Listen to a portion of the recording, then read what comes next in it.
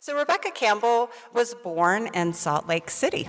She lives and works currently in Los Angeles, California, and she received her Master's of Fine Arts in Painting and Drawing from the University of California, Los Angeles. She has exhibited nationally and internationally at LA Louvre Gallery, Gagosian Gallery, the Phoenix Art Museum, the American Academy of Arts and Letters, the Cornell Fine Arts Museum at Rollins College, and Modern West Fine Arts in Salt Lake City, amongst other galleries and museums. Campbell's work is regularly presented at art fairs, including Art Basel Miami Beach, Arco Madrid, and ADAA, the art show. Her work has been featured in publications including Art News, the LA Times, Art Papers, Extra, Artworks Magazine, Arts Limited, the Huffington Post, and ArtNet. She is currently the associate professor at California State University, Fullerton, and she's also taught at the Art Center College of Design, College of Fine Art, Anderson Ranch Art Center, and the Idlewild Arts Academy. She is represented by LA Louvre Gallery. Currently on view at the Nora Eccles Harrison Museum of Art is the exhibition Rebecca Campbell, Painting Feminine Power. It is a survey of her work from the past 20 years, focusing on the agency she gives to young and adult women in her paintings. This is a traveling exhibition we are hosting from the Frank M. Doyle Arts Pavilion at Orange Coast College, curated by the director and chief curator there, Tyler Stallings. So I want to thank Tyler and LA Louvre, Rebecca's Gallery, for making this exhibition possible. For Campbell, her goal has been to conceive of art that addresses how people are so often categorized by a single trait, such as religion, ethnicity, gender, or sexual orientation, how women are portrayed in art, both historically and, of course, today. And even whether you are defined as a figurative or an abstract painter. And then to move beyond these simplifications towards an embrace of contradictory intentions and desires. So with that, please help me welcome Rebecca Campbell.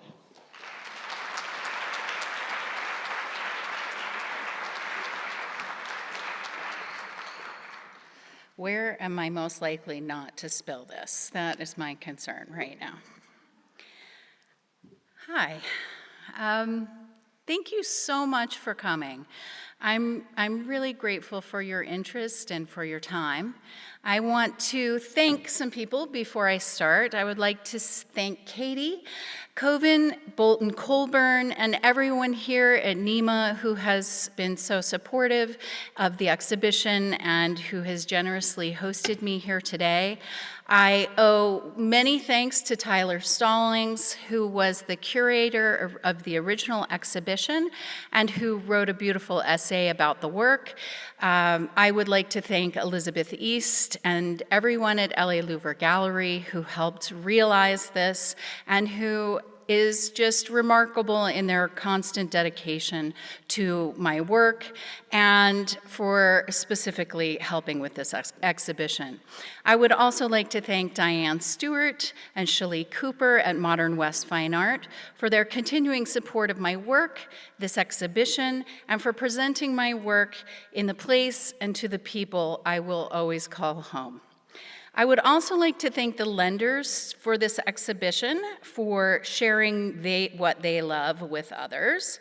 Sorry, I'm terrible with technology. Expect a lot of glitches. Those include Kyla Hansen, Herman Stern, and Candace Chang. And I finally would like to thank my friends and my family for allowing me to study them, to paint them, and to torture them with my obsession with painting and with feminine power. This thing is so close to me, sorry. So, what even is feminine power? When the idea of painting power first struck me, I considered a long list of other qualifiers to describe the power I was interested in. As the word feminine crossed my mind, it seemed both ridiculous and perfect, like the idea to wear a red wedding dress did 25 years ago, ridiculous and perfect. But what does it even mean for anything to be feminine, let alone to be powerful? I looked to the thesaurus to help me get a better feeling for what the word feminine might imply. What I found on dictionary.com was frankly shocking. Just 8 words, listed as in the influence of feminine: ladylike, soft, dainty, female, tender, womanly, effeminate, and womanish. 3 of those words are basically just woman. Not surprisingly, it immediately occurred to me to look up the entry for masculine. There, I found 35 words competing to flesh out the world of masculinity.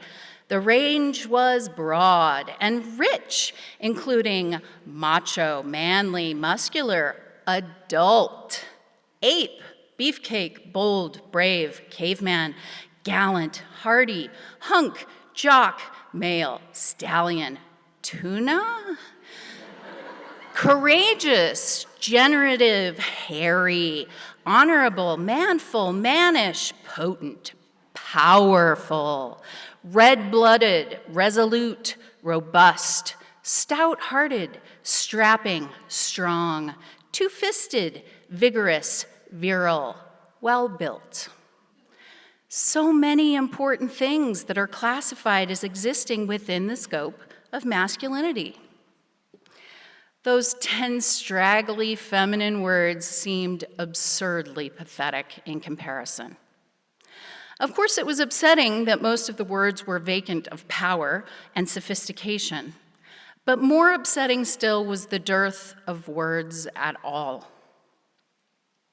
As I do with perhaps too many things, I turned to my social media network to help extend what ought to be wrangled into feminine territory. You can see that on the right. My feminine friends suggested things that were thoughtful and copious. If all of these things existed so vibrantly in the minds of my feminine identifying friends, why were they so glaringly absent from the pages of the thesaurus and the language of our institutions? The answer is philosophically complex, but it is pragmatically simple. The stories, organizations, and paintings of those with a feminine inclination have been at best ignored, and at worst silenced through oppression or violence. I decided if the only thing I accomplished by titling my show Painting Feminine Power was to embiggen the visual vocabulary in any direction of what it means to be feminine and powerful, then I would count that as a smashing success. Oops, sorry. You've got to forgive my very clumsy technical. Somehow I've lost the mouse. I decided, I already said that. Sorry, really bad. So, title in place. I've continued to think about what might fall in the definition of feminine power. And coincidentally, over the time I've mounted and remounted this exhibition, a war has been unfolding in Ukraine. And I've been listening to report after report of the war, and report after report of heroic resistance from the Ukrainians against a seemingly unavoidable fate of losing their country to a homicidal dictator. The term soft power has been used often. This term was maybe most often used in tandem with the now viral image of an old Ukrainian woman taking up now dangerous ground in front of a Russian soldier while telling him to fill his pockets with seeds so sunflowers grow when he dies. Is this power soft? Is feminine power soft? I think feminine power is like Roland Barthes' punctum, infinite and undefinable as a thing or an action. It is something sublime, built from the full spectrum of human capacity, from violence to shelter, darkness to light, and soft to cerulean. Feminine power is the wet dog and lilac smell of the rain moving across the Salt Lake Valley from the Great Salt Lake to the prison at the point of the mountain, while you lay in your mother's soft pillowed arms on a mattress she dragged out every summer to witness the earth. It is the defiance of a 16-year-old girl pitting her fragility against God and the Father in hopes of winning her freedom. It is the foolish naivete of going into debt to earn a degree for a field in which your chances of a fair shot at success are as ridiculous as charging down a Brahma bull with only a clown nose and your eyelashes to tame him. This exhibition spans about 20 years of my painting. It's been a real privilege to be able to look back at so much work and see the meandering of my passions and the stubbornness of my obsessions. I think my own feminine power lies in my unwillingness to stop asking questions in paint, no matter how important, how unimportant, or how ridiculous it may seem. I'd like to try and unwind the idea of feminine power by looking first at my personal relationship to it and my long-standing practice of self-portraiture. I don't know exactly the date, but I think my first self-portrait probably happened around the age of 12. Since that time, I've painted dozens of them with titles like Rebecca with Cramps, or My God Can Beat Up Your God. I use my own image to turn thoughts of mortality, performance, and gender roles over and over. I often paint myself when I'm lost, not in hopes of finding myself, but as an act of witness, of materializing the unfixed nature of the self and the power in that liquid space. At 28 years old, when I arrived in Los Angeles to attend the UCLA MFA program, I was lost. I had left my husband and my 2 dogs to wait out my graduate school education in our adorable Sugar House bungalow in Salt Lake City. My husband had a job and a band he did not want to leave. I had a dream I could not abandon. We were entering new territory, at least new from the territory I had seen the women who came before me inhabit. Familiar territory consisted of high school, maybe a splash of college, marriage, and babies, in that order. There was no marrying 8 years into a relationship and then immediately leaping into the void of graduate school without even any sense at all whether the marriage was strong enough to hold that distance. Many students attend UCLA the way you might attend Harvard Law, with expectations of a successful and pedigreed career. My fellow students were sophisticated, and they had a very deep knowledge of the art world and how it worked. I was the daughter of potato farmers who sang Happy Birthday in 4-part harmony, but who had no college degree between them. It was not cool at UCLA to be a hayseed, to have an invisible husband and dogs, to mistakenly assume that semiotics must be something related to grammar, and who cares about that anyway? I was a hick who said crick. My sister has suggested I clarify at this point that a crick is a creek for those of you whose vernacular may not include this sweet word. And I remember students cocking their heads at me when I was talking, like you might when you're trying to understand the musings of a 10-year-old. One student lost her patience with me over beers. You don't even deserve to be here, and you are taking a place from someone who does. So, I thought maybe painting could show me to myself. It might even be able to begin to explain the breadth of who I am to my graduate school studio mates. I decided to make what turned out to be a series of multiple personality self-portraits. The first portrait was a country mouse named Becky Ann. Pigtails, bad compositional choices, vulnerable and dark. The next day in the studio, I met Jack. Jack was Becky Ann's bodyguard, and she did not give a shit about your fancy pedigree. May found her way through next, overcompensating for Jack's toughness with her shy availability. Then Ruby, a pockmarked madam. Amy, who seemed 15 minutes away from becoming a pregnant teenager. Mary Catherine, little sister, big trouble.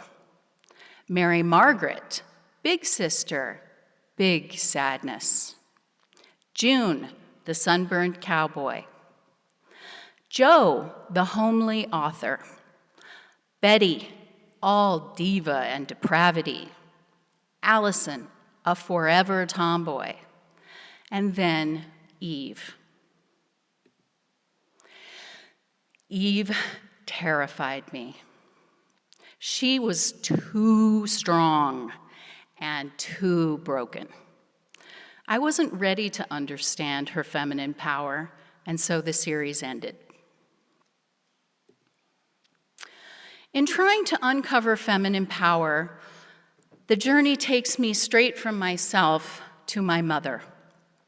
Born in Rupert, Idaho in 1935, Mary Elizabeth May was born with a sharp intellect and a significant talent. She and her older sister Marjorie were told they could almost pass for twins, but they considered themselves opposites. My mom, Betsy, was the good one, the pretty one. My Aunt Marjorie was the bad one, the smart one. My dad actually dated Marjorie before he dated my mom. Marge asked him to the Sadie Hawkins Day dance, and he obliged. He then decided immediately Marge was bossy and started dating her little sister, Betsy. Eventually, Betsy and David were married. My mother had 7 children, 1 boy and 6 girls. Her first 3 kids were born 3 years in a row, bam, bam, bam, just after she got married, and the 4th within a few years after that. As a teenager, she was an extremely gifted classical pianist, but dreams of music and college were buried under diapers and dinner. Power isn't a word I would use to describe this time of her life, although reflecting now, I think maybe her power was her endurance, the power to simply survive. In the process of raising 7 babies, she continued to educate herself, reading for hours a day, bodice rippers and Nietzsche. Knowledge became a fierce source of her power. It gave her a voice, a semblance of autonomy. It gave her information with which she could deduce the truth, even if that truth brought a lot of pain with it. In her later years, after all the children had moved out, she did her reading in a bed in my sister's childhood bedroom where she retreated when dogged with insomnia. This bedroom has looked exactly as it does in this painting since 1971. The mustard stripes and flowers filling the space speak both to the fevers my sisters sweat in this very bed as children, as well as the cultural conflicts my mother weathered that same decade. Hanging above the bed is a print of The Reader by Fragonard. In it, a beautiful young girl painted almost 200 years exactly before this bedroom was decorated. She reflects with a book. While some may consider Fragonard's treatment of the subject flip, what I see and have always seen is a girl with a book. Complicated with the ironic tension between the relative youth and age of my subjects, it is the painting's subtext of collaboration between women, a passing of intelligence and experience from one generation through the next that lingers. Death will come in the book and in the bed, but it is the circular nature of time, relationships, and information that can hold the weight of death itself, a kind of feminine power. I'm probably going to cry multiple times tonight. I hope not, but be prepared. My mother was a badass, broken genius.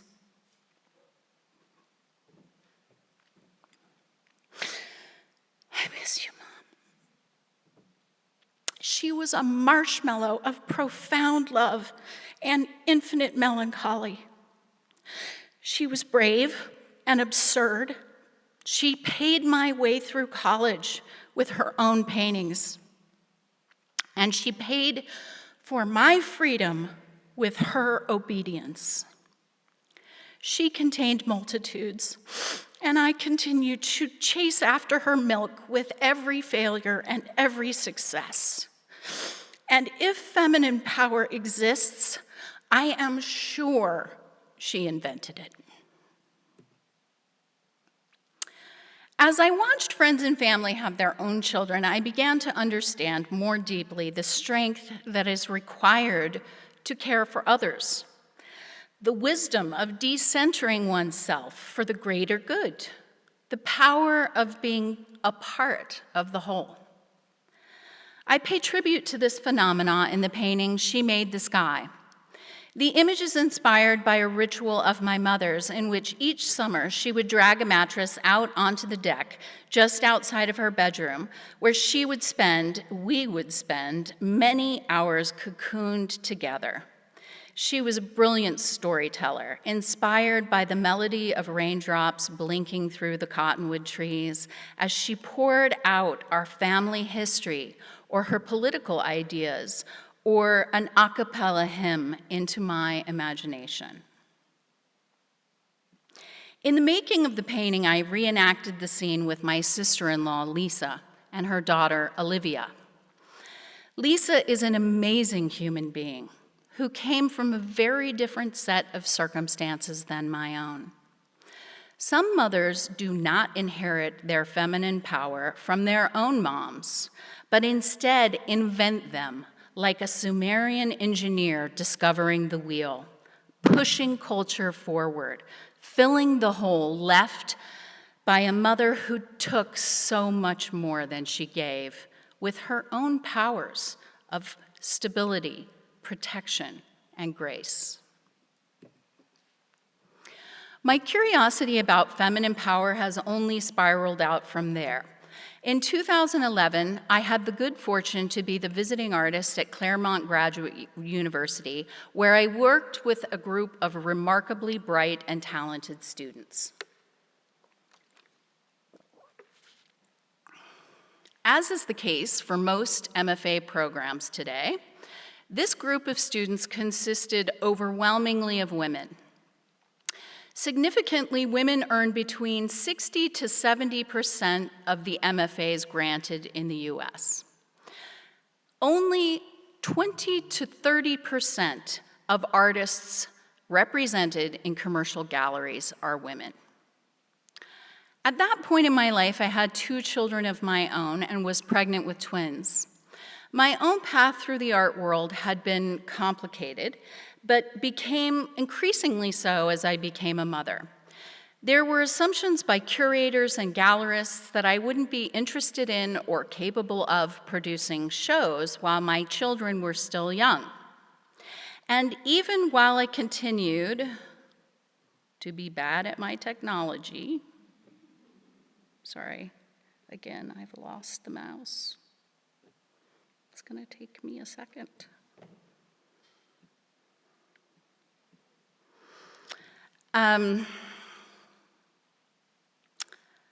And even while I continued to produce work at the same rate and the same scale I had before, the shift in my subject matter toward motherhood inspired one gallerist to exclaim, "Naked babies are just gross. No one wants to see that." It was in that context that I was working with these remarkable women. Their ideas were exciting, their skills were unmatched, and their ambition was perpetual. Despite knowing that statistically, art is one of the least equitable fields a woman can participate in, equal to tech, these women persevered, and it struck me that their courage could be interpreted as foolishness. I began to think about the fool and their place in our shared history. Mimes, rodeo clowns, and jesters, all fools, but also truth tellers, heroes, and therapists. I crafted each painting to reflect the practice of the sitter. Alana, a painter staining her canvas with elegant layers of visceral processes. Jane, a witty scholar of color and punchlines. Kyla, sculpting the twangy melody of the evaporating Western landscape out of concrete and sagebrush. Michelle, critiquing and indulging in the soup of couture fashion.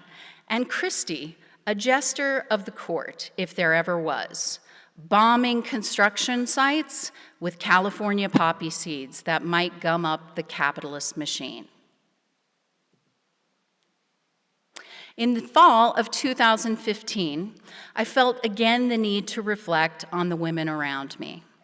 I was overcome with the sense that I was watching them disappear. We are often told, especially as women, not to compare ourselves to others, that to compare is to be vain or ungrateful.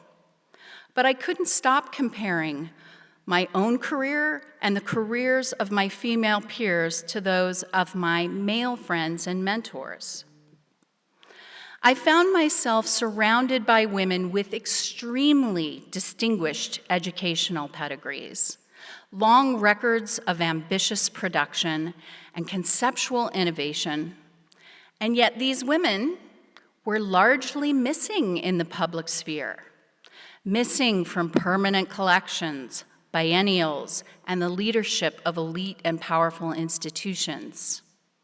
The women who had graduated with me from UCLA were struggling to get serious curatorial attention while paying their bills by juggling adjunct classes across the region for poverty wages, while a significant number of the men found themselves tenured if they wanted, or blue-chipping their way out of teaching entirely. The luckiest of whom are now selling paintings in the 7-figure range. At the time, I couldn't think of one fellow female graduate who had broken into 6 figures, let alone 7. And so, motivated by a continuing lack of gender equity in the creative world, and as homage to the artists who inspire me, I began work on the You Are Here series. I wanted to have a say in the course of history, so I began using what I do in a very literal way. I began painting the portraits of every woman artist I know, painting them so they would not disappear. I'm not interested in making photographic documents, and I don't sort people out by what they make. I just choose people who are serious, diligent, hardworking, and damn good at what they do. I make each painting with the same dimensions using paper that I prime with a custom pink paint. I then employ a limited palette of black, white, and gray to build the portrait. Although I approach each work with identical parameters, I imbue each portrait with a unique sense of identity, capturing their likeness with bold and gestural brushstrokes. Each sitter meets the gaze of the viewer with her strengths and her vulnerabilities candidly conveyed. Beyond the subject matter itself, these works are a celebration of painting and the qualities of imagery that can only be brought forth with paint and brush. I believe deeply in process being content, and this series is continuously under construction. In introducing the You Are Here series, within the context of comparison, it makes sense to me to frame the next paintings within the context of contrast. I often use metaphor in my teaching, and in the one I probably use most often, which I used today in the class I met with, is cooking. I talk about how a beautiful plate of food requires contrast. Something hot, something cold, something creamy, something crisp, something sour, something salty. Any baker knows you cannot taste the sweetness of a cake without a pinch of salt. As an extension of that idea, it seems important to acknowledge here that the idea of feminine power exists in relationship to masculine power. This mouse is going to be the death of me. In figuring that out, I can only think to begin with the first man of great influence in my life, my father. While my mom was raising 7 babies, my dad was building an international manufacturing business while holding progressively more and more important positions in the Mormon Church. My dad embodied a more familiar or cliched form of power: physical strength, mathematical brilliance, prestigious titles, and financial freedom. During my childhood, my experience of male power was that of a force that demanded constant navigation by those around it. One of the first and most useful forms of feminine power I observed was the nimble and wily art of navigation. I and my sister Allison, pictured here, both grew up in my father's house, and yet we took almost opposite life paths away from it. We both looked like him in different ways, and we both took on strong attributes of his personality. Allison inherited his athleticism, his beliefs, and his wit. I inherited his drive, his inventiveness, and his intensity. This painting is a reflection on the point of departure for us from that man, the first man to love us and the first man to hurt us. This film I'm going to show you weaves that departure with a story of what came before, the games of children who had yet to understand that feminine power would be our life path, even if that path ran in 2 different directions.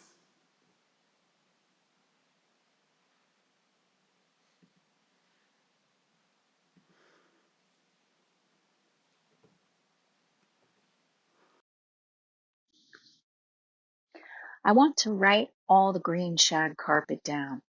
I want to record how, when we used to play cowboys and Indians, that meant the boys playing chase and pretend murder, and the girls playing a wife to a cowboy or an Indian, watching them gallop and shoot and occasionally tripping an enemy as they ran past. Allison demanded to be an Indian. She was fast and tan, and her long, low ponytail made her the perfect candidate. We played house, we played doctor, Allison smashing up oak leaves and acorns, dirt and sage into a medicine that was administered to me while I lie still on the hot asphalt driveway, hoping not to be run over by my father's Cadillac returning from work. He lost his driver's license twice for speeding. Allison inherited fast from him. We played in the stream. There was a slate humpback of a rock on the south side of the creek, perfect for sitting and planning your course through. First stop was a wide Celadon plinth just inches above the water. More comfortable than the survey rock with its flat face primed for pulling water from the stream with our feet and printing them in a heat on this bone of the earth.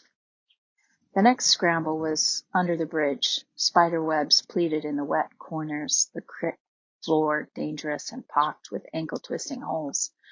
This run of the creek is shady, blankets of horsetail running up the embankment and cottonwood branches pushing closer to a cold drink. The last navigation rock before the thick, reedy bramble was Naples, if only because it always found the sun. Smaller and less level than its upstream sisters, this rock was Last Harbor, wet with quest, but only offering safety. Comfort from here on out is for wives of cowboys or Indians. Playing in the stream was almost always barefoot. Water sandals were 10 years away. I can't speak much to the bramble. Mostly I turned back. 3 years younger made the hip-deep pools, tiled with villainous black stabbing rocks, a true danger. The times I did push through, I came out the other side written on, with the ruby scratches of wild raspberry. Left to its own devices, raspberry lusted to weave up all the open spaces, so no child or other intruder could come between its thorned velvet and the coldest, slipperiest black mirror passage. I also came through with stinging ankles and shins bitten by stones and cold. The reward was to have survived and to choose your next adventure. To the south was the Black Widow Playhouse, built for children who might already be dead, with no other structures in sight. Poisonous spiders, cracking ladders, and a swing that might disintegrate mid-air, launching you into a crown of sharp, dry willows.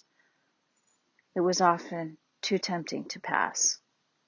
To the north was a bend in the stream that spread the water thin and tumbled the rocks into a glittery carpet of granite to lay on. The dorsal half of you bright with snow water, and the ventral half stretching wide as a raspberry leaf gathering sun, winding the heat into your chest and open mouth.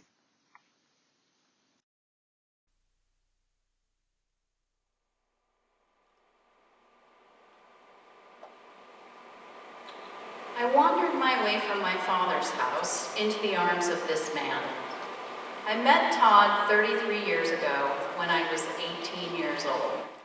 And we almost immediately moved in together. My father wrote me a letter when I was 19 years old. It's a 4-page letter, and he tells me on every page that he loves me. He also tells me on every page what a disappointment and a heartbreak I've been to him.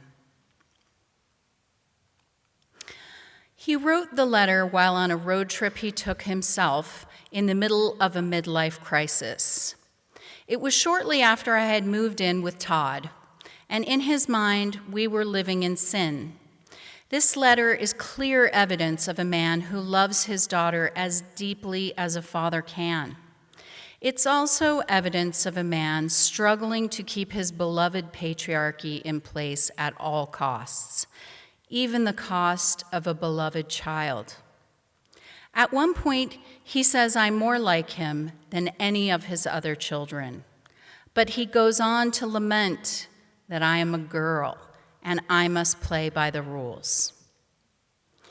The rules that have been determined. My most valuable asset is my chastity, And without it, I'm a leftover, and no man will want me. But Todd was a different kind of man, and a different kind of man, especially from my father. His masculine power was less fixed, more chaotic, but also more tender. This film reflects on my tuning my navigation from one man toward another. And sorry, I have to take you to my Instagram page because I couldn't find the film anywhere else. No American kid in the 1970s didn't imagine at one point Evel Knievel's body being thrown against the Grand Canyon and split into shards of machismo and a cloud of blood. There was so much atonement to be done for the 70s. All the divorce, the addiction, the latchkey kids eating ice cream and Vienna sausages out of a bottle for dinner, while their moms, the neighbor, and their dads drowned themselves in Bacardi and Coke. Blood atonement we could all get on board with as we watched Evel almost die 100 times, secretly hoping he might finally lay it all down for our sins. In the 90s, those latchkey boys were still carrying those powdered bones, snorting them in the bathroom. The latchkey girls were still trying to push the blood back into his body, trying to fix all the daredevil men with our emo Farrah Fawcett ways. Time is a circular wound. I look back from here through Scotch neat eyes. I look back through Instagram and Richard Prince, through Donald Trump and Twitter. I look back through all the broken men and all the women fixed to try them.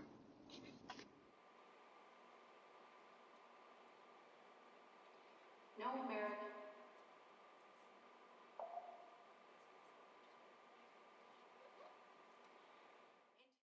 2020, my idea of feminine power got a much needed, serious adjustment toward inclusion, equity, and justice.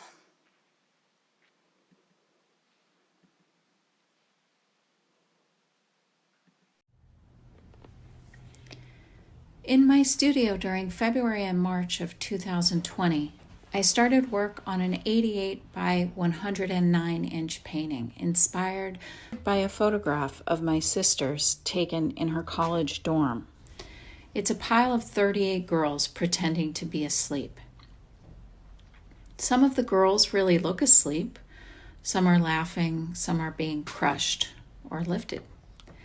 I think it's an interesting metaphor for feminism and how women are shaped by one another.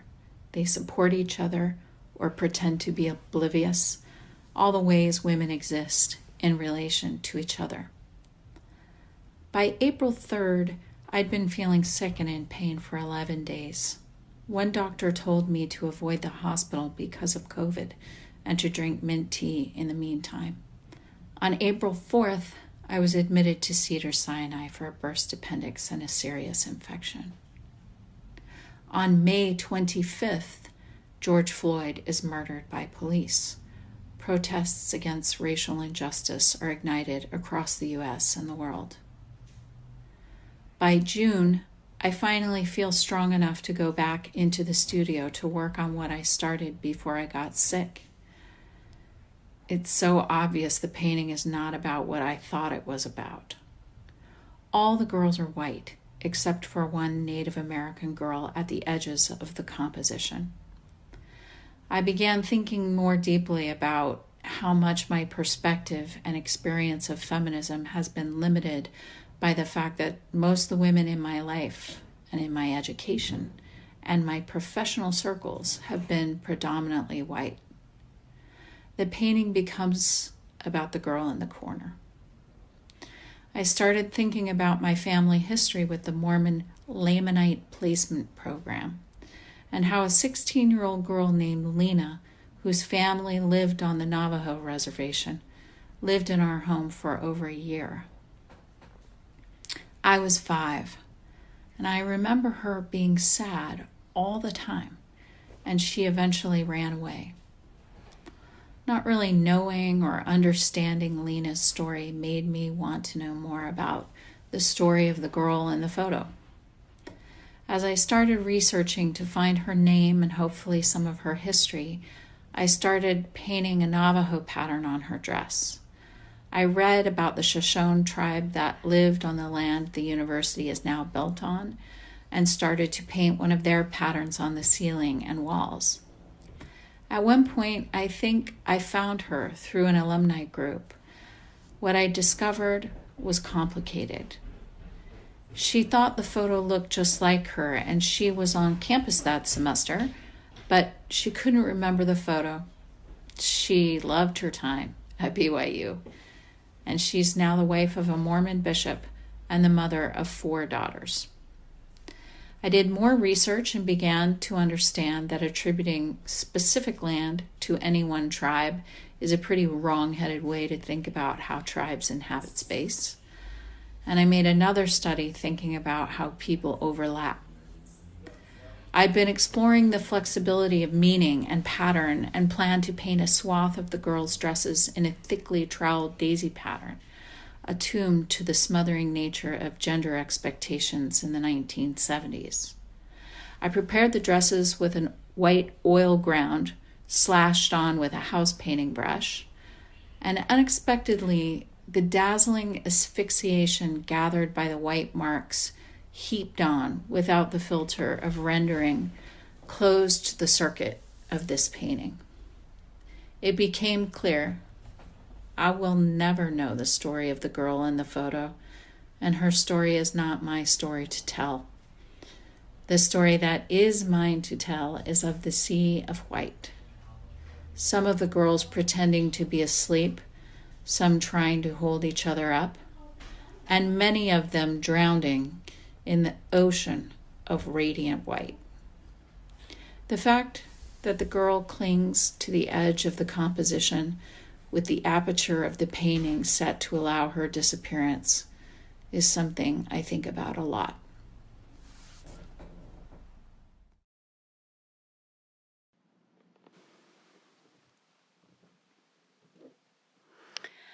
In closing, I would like to talk about one more painting. The most recent painting in the exhibition, and perhaps the most complicated.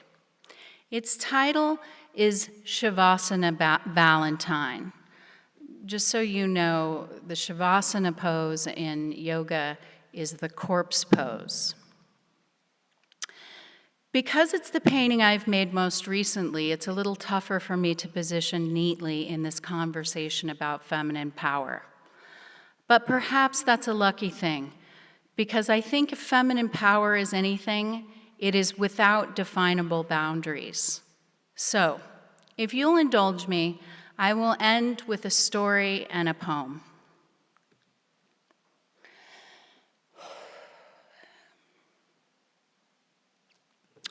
On January 13th, 2012, Josephine Valentine and Andromeda Jane were born at 33 weeks and 5 days old. 33 weeks isn't very premature these days in the world of prematurity. So I expected they may spend a month in the NICU, and then we would welcome them into our chaotic, happy home. That wasn't our story. Both babies were born with respiratory issues. Andy had severe, persistent pulmonary hypertension of the newborn.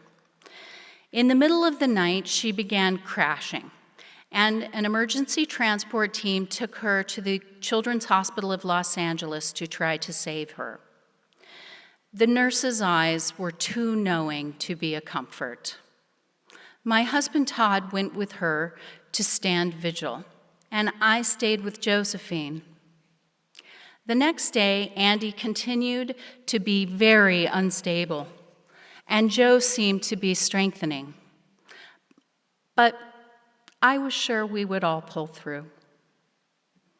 That wasn't our story. 3 days after birth, within the span of a few morning hours, Joe's skin bleached to lead white. She began making unfamiliar noises, and I saw in the stretch of her neck and the navigation of her eyes, she was looking for escape from a body that had betrayed her. There had been a mistake that could not be undone. This was the healthy baby. I was allowed to hold her once, and my arms were no comfort and no cure. And 3 days after she was born, in a fury of epinephrine, under the weight of well-intentioned hands of strangers, Josephine died. And I told her she was strong enough. I told her she would survive. And that was not her story. I held her as she cooled, and I pretended she could feel me. I kissed her neck, and I told her I was sorry. I was so sorry. That night, I left the hospital a brick of grief. The hospital attendant who had twice before packed me and my perfect babies into the car to sail home now dropped her secret on me. No one can know how we feel, honey. It ain't right to leave without your baby, and nothing can make it right. And in the relentless beauty of a Los Angeles sunset, I traced the whole of Wilshire Boulevard from the ocean to the ghetto, with only a bottle of Xanax and a broken man to carry me. I was leaving my dead baby to sit at the bedside of a baby I was afraid would be close behind. I didn't want to see Andy because I knew I would love her, and I didn't want that love. The responsibility of love was too much for me to hold. I thought it would kill us all. I shuffled into the lobby of the Children's Hospital, pushing my feet, dragging my glued belly past clusters of other families stricken with their own burden of love. I hid for a few minutes in the elevator until we reached the 3rd floor. Antibacterial hand sanitizer, intercom, double doors, ID check-in, sign-in sheet, antibacterial hand sanitizer, 2 minutes of scrubbing in too hot water, and soap, double doors, 50 yards of terrazzo and strangers, yellow isolation gown, surgical mask, antibacterial hand sanitizer, single door, wall of 30 IV meds, acrylic warming bed, jet ventilator, pulse ox, baby girl, Andromeda Jane. Love. What would her story be? 4 months and 3 days after she was born, I finally took my fragile but perfect baby home. And our lives were far from normal. It took a color-coded spreadsheet to organize her medicine, treatments, and feedings. But eventually, thoughts of who I used to be resurfaced, and I remembered, I'm an artist. The meds disappeared one by one from the spreadsheet, and she started to take milk without drama. I'm an artist. The words sounded true, but I didn't know what they meant. And I didn't have any animosity toward art. It just felt like I was watching a subtitled foreign film, and I had to trust that the words, I am an artist, were actually what my life was saying. Caring for a child is so tangible. You see a need and you fill it. Hunger needs food. Exhaustion needs rest. Sadness needs comfort. What was the need in the work? To record, to feel, to understand? If I could determine the need, how would I fill it? I decided to reflect on the hardest thing in the simplest way. I remembered how Manet said more to me about the beggar with his bits of broken glass and fish skin than with the hole in his shoe. I remembered Zurbaron's faith in lemons. And I remembered how Van Gogh had the courage to look straight at death. It's a simple act to look and paint. There's no cutting edge in sight. It's what flickers between the edges, burning and warming us both, that the practice has managed to gather. We are all given birth to begin and death to end. This experience is not exclusive to any of us, and it is not unique.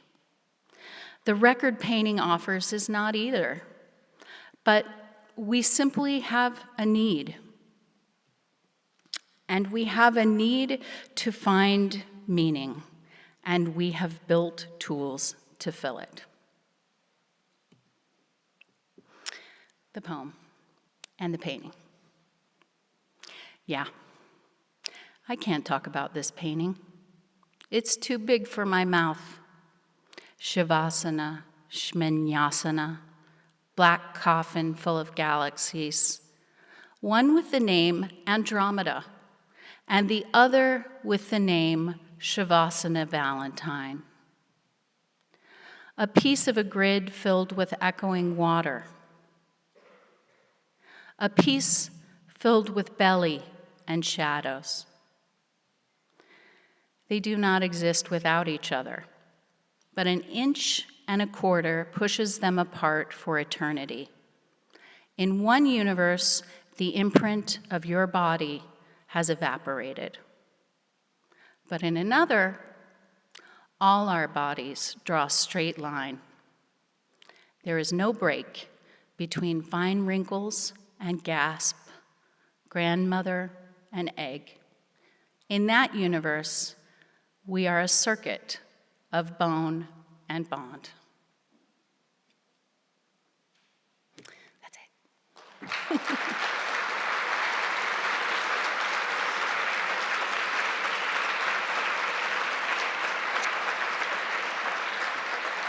I think I'm over time. I had hoped to leave a minute for questions. Is that appropriate?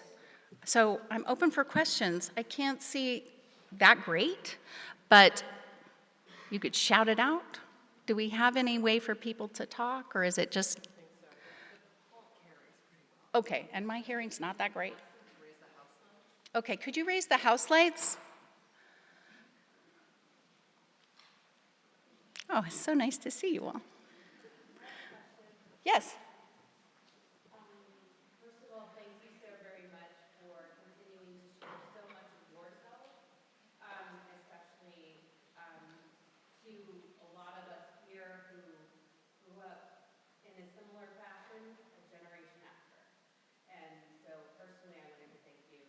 And then this is my question,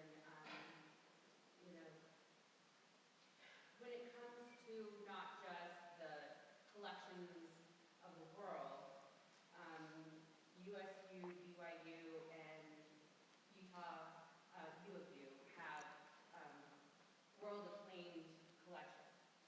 So my question to you is, how do we provide and disrupt, provoke, whatever it needs to be, the powers that be to include more women, more people of color, more members of the LGBTQ plus community into those collections. Obviously, you've given us the big leg up with your presentation, but I think all of us here would really like to hear that. Yeah. Especially because of the deeply entrenched patriarchy of the, how do we say it, prevailing religion. Yeah, that's a great question. I think there are many different ways, and there are different ways that that suit different people. And I would use the example of my family. And we have very different temperaments. And my temperament is loud. And so for me, it doesn't suit me, for instance, I'm not very good at like change from within. It's not my strong suit. I'm more of a confront, be direct, call things out kind of person. But there are other ways of change that are very necessary, that are more oriented toward bridge building, cooperation, coercion, navigation, those kinds of things. And I think that you kind of have to find the one that suits you best. I would say first and foremost, in this moment, vote. Vote, vote, vote, vote like your life depends on it, because ladies, it does. I would also say that for me, I think one of the fundamental tenets of power is economic equity. So put your money where your mouth is. If you believe in diversity, if you believe in feminism, if you believe in equity, then vote with your money. Buy things. If you like art, and it runs the gamut. So probably not many of you have the money to buy a painting in the 7-figure range. Maybe you do. But you have the money to go to whatever your local art fair is or your local gallery, and instead of buying a very beautiful Prada purse for your big expensive purchase for the year, buy a painting by a woman, because it gives people voice, it gives them stability, it gives them financial security, and that's a way that you can contribute. Another way is to amplify other people's voices. A difficult thing for me to realize was, for instance, a huge flaw in my You Are Here project, which was the first 2 years of that did not have enough people of color in it. And I had every single excuse in the world for that. And 2 years later, it became very apparent that the problem was me. And that I had to actively seek out, because I said things like, so-and-so wouldn't do it, or these are the people in my immediate vicinity, or whatever, all the excuses we come up for inequity. We do it all the time. And so I made a decided effort to make sure that was part of my personal practice. I looked very hard at my syllabus and thought, you know what? We have talked about Joseph Beuys enough for the minute, and we need to actively make sure our syllabuses are balanced. There are small things that we can do, but you have to walk the walk, because the complaining on Facebook or the chit-chatting in the lobby, all that stuff, like, you gotta go knock on doors. You gotta go, and you gotta do hard things that are uncomfortable. You have to say things in a room that you know are gonna single you out and make you weird. I was shaking before I came on the stage, because, I don't know, you guys might think I'm weird and horrible, but you gotta do it anyway. So that's what I would say you do, and you ask the questions to the people. You say hard things to, your gallerist or your whatever, the people in the institutions. You say, hey, you just had a sculpture show with all men. What's with that? That's not something I will want to say, but you say it, because that's how change happens, is sometimes people haven't had the opportunity to think about it. But I do also think, importantly to me, you do it with hope and positivity and a belief that people are deeply good, and sometimes they just need reorientation and collaboration and love. They need a lot of love. You love them into equity. I will love you into equity. So that's my advice. Any other questions? Yes?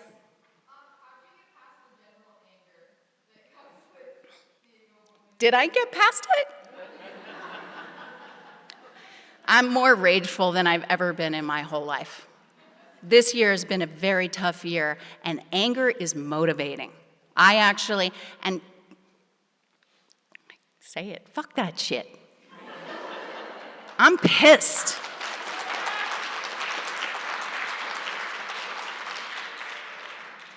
Anybody else? Want to follow that? Well, I hope, oh, yes, over here? Oh. I hope some of you come and I get to see you up close and meet you. Again, when I was little, I never knew you could ever be an artist and make a living and have people listen to you and care. And it really matters, and I'm deeply grateful for your support and your time.